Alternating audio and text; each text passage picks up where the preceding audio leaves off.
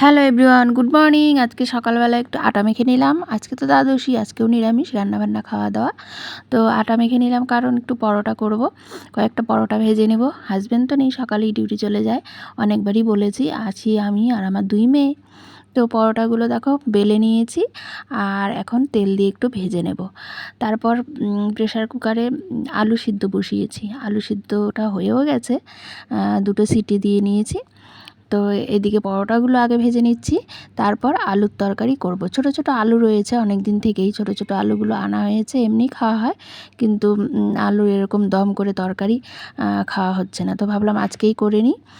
তো নিরামিষভাবেই করেছি। আলুগুলো দেখো সিদ্ধ হয়ে গেছে, এখন রেডি করে নিলাম।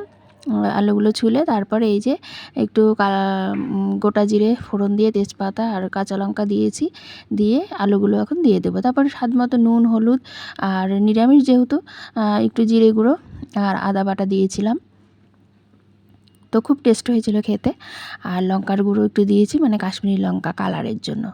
আর অল্প জল দিয়ে তারপরে নামানোর আগে তো একটু ঘি গরম মশলা দিয়েছি, সেটা ভিডিও করা হয়নি। তারপরে ধনেপাতা দিলাম। আর তারপরে দেখো আলুর দমটা একদম কষা কষা হয়েছে, যেরকম মানে খেতে চেয়েছি। তো এই যে পরোটা আর আলুর দম সকালের খাবার। তো কেমন লাগলো আমার রেসিপিটা একটু কমেন্ট করে জানিও। এই যে ধোয়া উঠছে দেখো গরম গরম। আলুর দমটা দেখতেও যেরকম হয়েছিল, খেতেও কিন্তু সেরকমই টেস্ট হয়েছিল জানো। তো চলো আজকের মতো ব্লগটা এতটুকুই, পরবর্তী ব্লগ নিয়ে আবার আসছি।